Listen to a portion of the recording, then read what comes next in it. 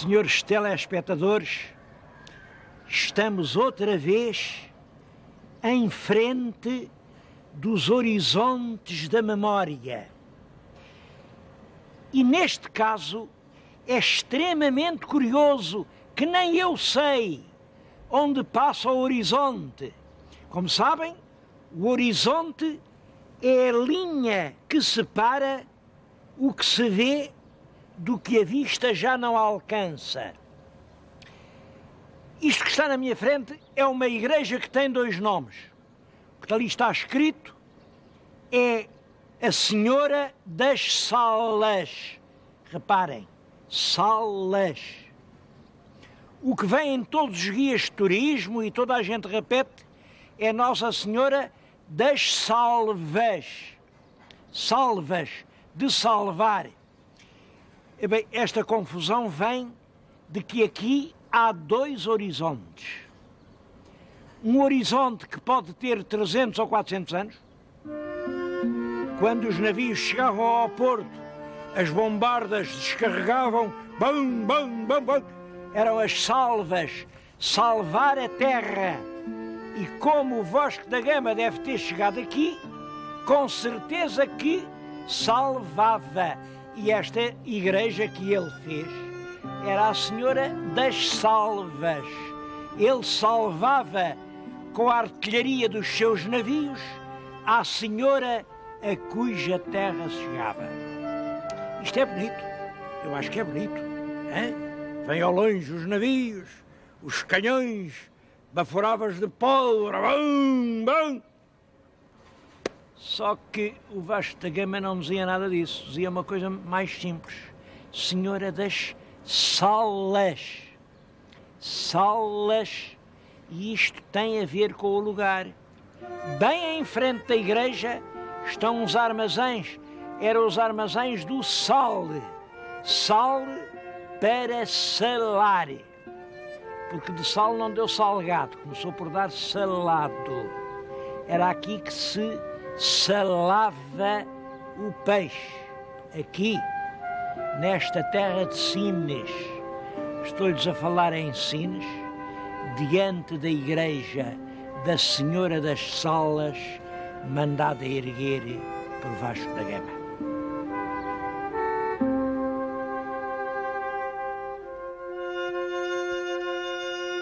É isso o que nos dizem estas pedras.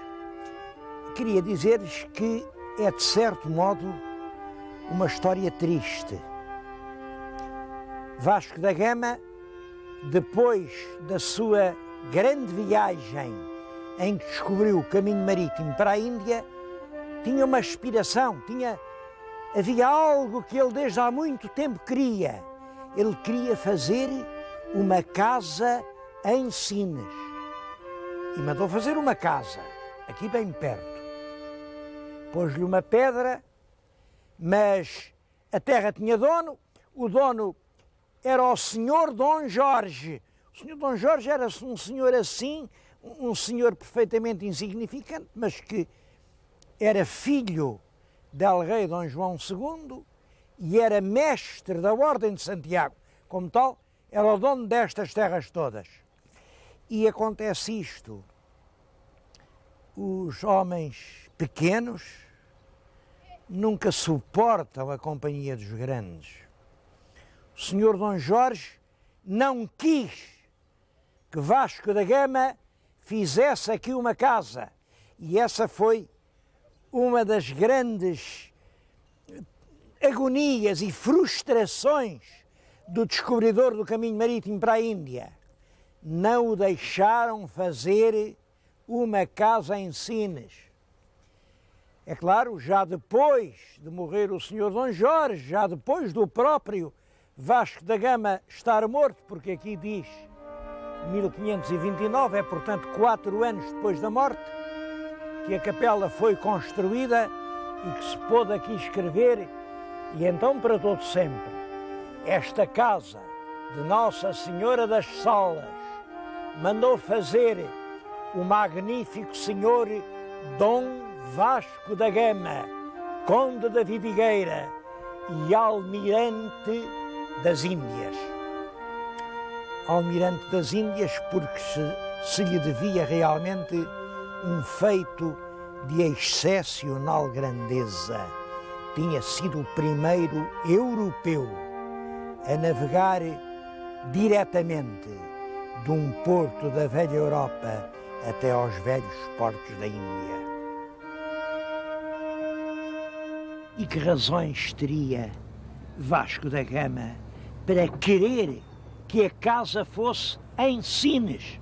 Em Sines, e por que não, num sítio qualquer, há tanta terra em Portugal. Bom, eu penso, é uma ideia minha, mas penso que a verdadeira razão era esta.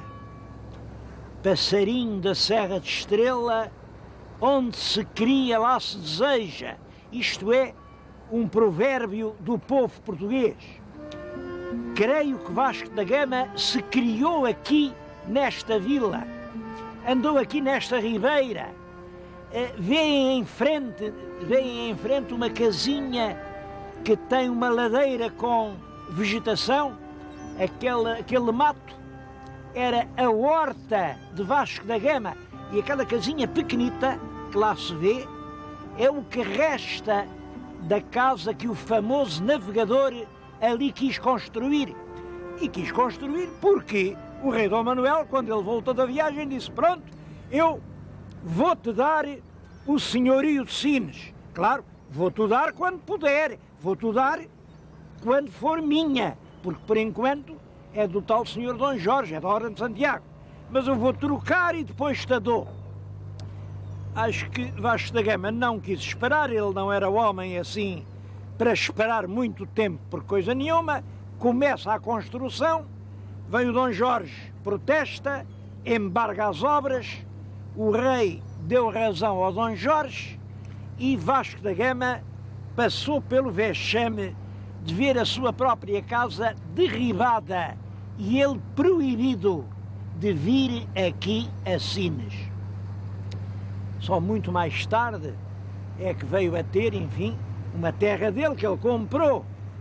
Teve que comprar a terra da Vidigueira e o rei então fê-lo conde da Vidigueira. Mas a terra com a qual ele sonhava, a terra da sua infância, a terra à qual ele queria deixar ligado o nome, isso era Sines. Daí a importância de Sines em tudo o que se refira à descoberta do caminho marítimo para a Índia. Mas eu agora vou aqui, em frente de Sines, falar-lhes da viagem.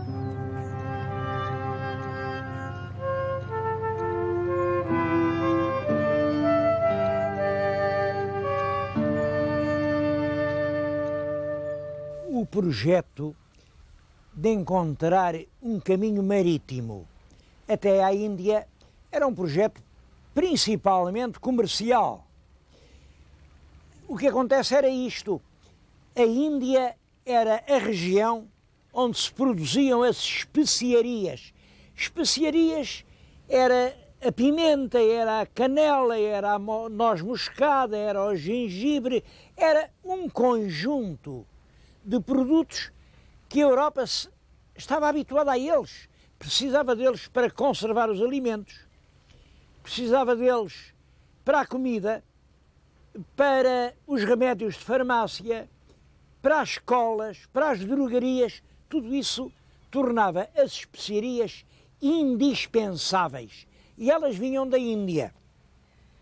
Eu tenho aqui junto de mim um trecho do mapa mundi. Isto é a Índia, como veem. Aqui se davam as ricas especiarias que vinham realmente à Europa. E vinham por uma de duas vias, ou por esta, é o Golfo Pérsico, atravessavam aqui esta zona montanhosa e vinham dar a estes portos do Oriente do Mediterrâneo. Depois eram levadas por navios até à Itália.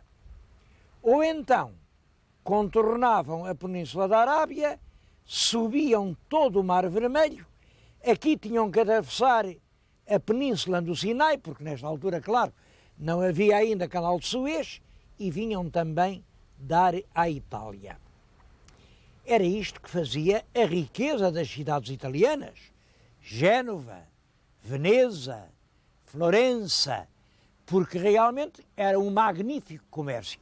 Naturalmente que as especiarias chegavam aqui caras, como calculam, além do preço dos barcos, havia que depois em terra tinham que estar sempre a pagar, onde sempre que passavam por um porto, sempre que passavam por um castelo, pagavam uma quantia. E quando eram negociadas aqui, para depois serem distribuídas pela Europa, chegavam por um preço muito elevado. É claro, o rei de Portugal teve uma ideia. E se nós, saindo aqui do Tejo, nas nossas caravelas, que já tinham provado que podiam ir tão longe, imaginem que a gente fazia isto. Um caminho direto de Lisboa à Índia. Bom, foi realmente a proeza de Vasco da Gama. Em 1497 sai de Lisboa, passa nas Canárias onde não para, faz escala em Cabo Verde, depois fez uma grande deslocação neste sentido, passou perto do Brasil, rodou aqui rente ao Cabo da Boa Esperança, foi uma viagem extremamente difícil, mas em maio de 1498 chegou a Calicut. Isto é de uma enorme importância porque põe, ou pode pôr, nas mãos dos portugueses o monopólio das especiarias orientais. Bom, é qualquer coisa parecida com a gente agora ter um monopólio, imaginem, por exemplo, do petróleo. De um momento para o outro, ficávamos uma nação rica. Isso acabou por não acontecer, mas eu agora não vou falar nesses pormenores, mas de pormenores só queria falar-lhes num. Eu nestes programas evito muito dizer aquilo que já toda a gente sabe, mas aproveito as oportunidades para contar aquilo de que toda a gente se esquece, ou finge que se esquece. Sabem qual foi uma das consequências da viagem de Vasco da Gama? Pouco tempo depois de chegar a Madrid, a notícia de que Vasco da Gama tinha chegado à Índia, os reis católicos mandaram um emissário até ao Novo Mundo, estava lá o Colombo, estava o grande navegador Cristóvão Colombo, e sabem o que eles fizeram ao Colombo? Puseram-lhe nos pulsos as grilhetas do presidiário, meteram-no numa nau e levaram-no como um prejuro até Castela.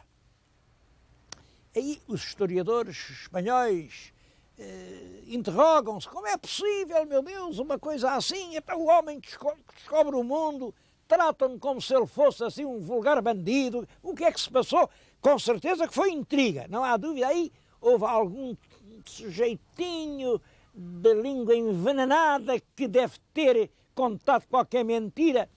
Outros dizem, bom, isto se calhar os reis mal informados, bem, cada um conta a sua história. Há uma história que nunca ninguém contou. Os reis católicos tinham dado riquíssimas prendas a Colombo por ele ter descoberto o caminho marítimo para a Índia, para o reino das especiarias.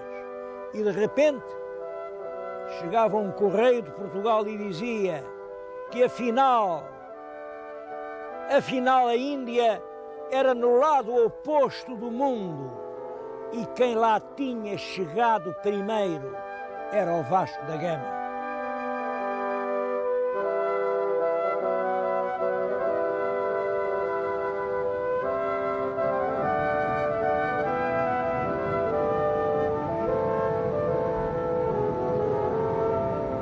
Um dos aspectos que eu considero realmente muito importantes da viagem de Vasco da Gama é que essa viagem foi adotada por um grande poeta português para tema de um poema que ele andava a escrever.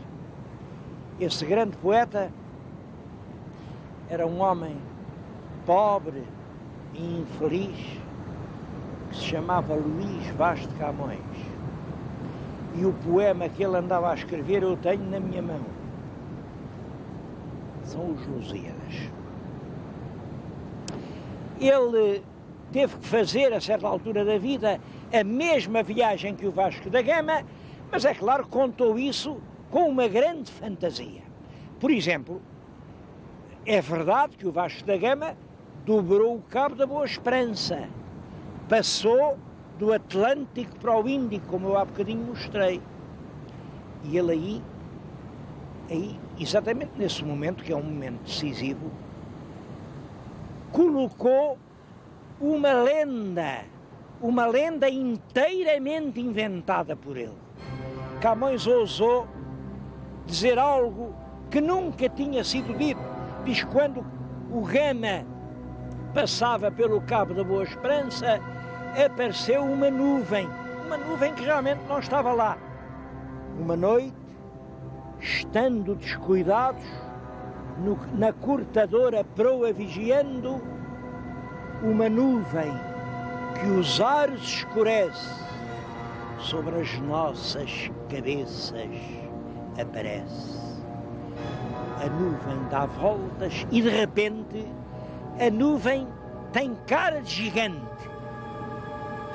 Como vê, isto é um fantasma, uma coisa horrorosa. É um tipo destes que sai do mar. Sabem o que é que o gigante tinha para contar?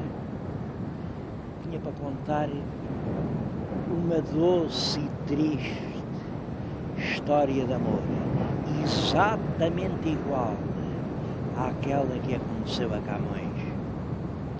Um dia viu uma menina de braços e pernas brancas que saía das ondas e que o enfeitiçou para sempre. Ele ficou apaixonado.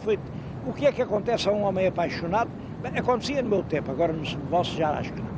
No meu tempo a gente ia ter com a mãe da menina e dizia: olha, eu gosto muito da sua menina. A mãe da menina chamava-se Doris. E a mãe da menina não o desanimou. A mãe da menina disse: bom, vamos lá ver, eu vou ver se eu... Os Lusíadas dizem: eu buscarei maneira. E o Camões caiu naquele engano. Acreditou que sim, que a mãe da menina ia arranjar maneira de o casar com a menina. E esperou, a certa altura fartou-se de esperar. Eu acho que aqui o que os Lusíadas dizem é que ele pôs o carro adiante dos bois. Houve uma noite em que se abraçou à menina e tudo aquilo em que ele sonhava se foi realidade. Só que quando acordou daquele sonho, viu-se abraçado a um penedo negro e longínquo. Converte-se-me a carne em pedra dura, em penedos os ossos fizeram. Camões tinha ousado fazer amor com a filha dos amos da casa onde servia, e a pena era exatamente essa, a condenação à morte com os servidores que ousavam amar a filha dos senhores a quem serviam. Pouca gente sabe que esse episódio do Adamastor, de quem toda a gente fala, o Adamastor, fizeram monumentos, fizeram estátuas. O Adamastor é precisamente o símbolo do homem do povo que ousou subir acima da sua condição e amar a jovem senhora, filha daqueles grandes de quem era servidor.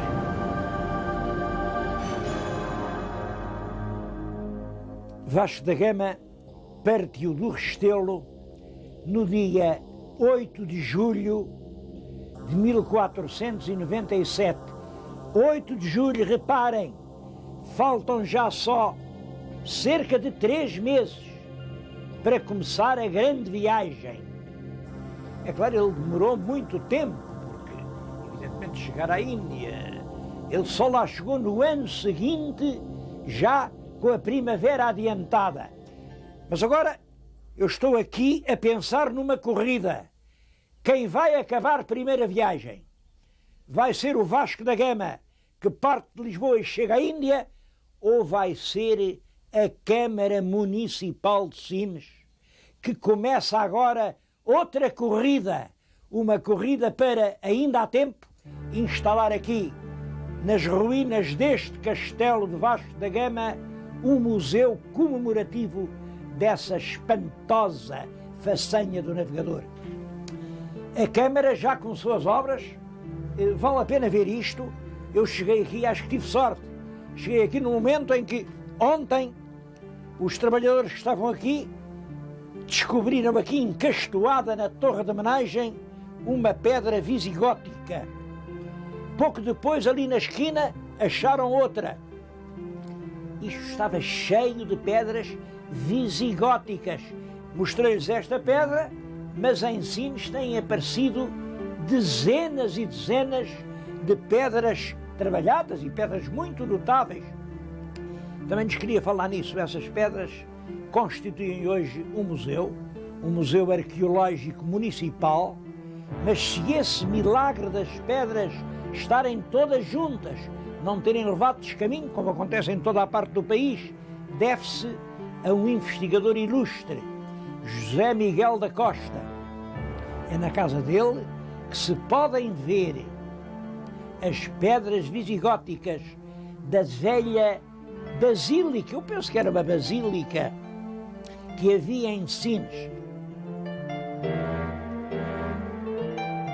Esta pedra foi aqui posta à pressa e aqui estão rasgadas seteiras.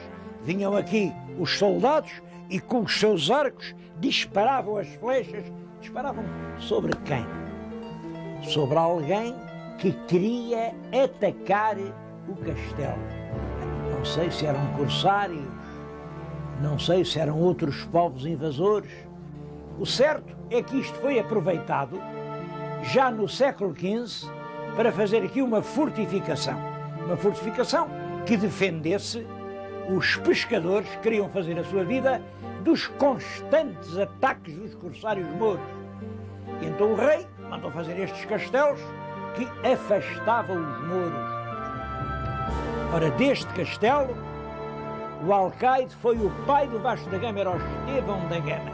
Está ali uma porta que é do século XV. Como o Vasco da Gama nasce nos meados do século XV, posso garantir, isso pode-se garantir, por aquela porta terá passado muitas vezes o navegador. E são estas lembranças que a Câmara vai aproveitar para fazer o Museu de Vasco da Gama. Não vai ser só Lisboa, com a Expo, não vai ser só o Porto, com essa grande exposição que se está a preparar, não vai ser só Évora.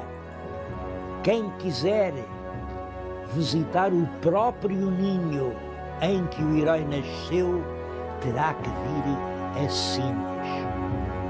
Claro que isto, o tempo passa muito depressa, e isto agora é uma corrida que eu vou dar o sinal da partida. Daqui a 3 meses, Vasco da Gama vai partir para a Índia, vai dar quase a volta ao mundo e vai chegar à corte do Samorim. A Câmara também não tem muito mais tempo para acabar estas obras, restaurar o que foi o palácio, trazer para aqui todas as lembranças da velha Sines, fazer aqui o Museu de Vasco da Gama, de tal maneira que quem vá à Expo não se contente lá com Lisboa, tenha que vir até aqui a Sines. Que diabo, é tão perto. Vocês sabem que Lisboa a Sines hoje é 1 hora de automóvel, então não vale a pena vir aqui, é 1 hora.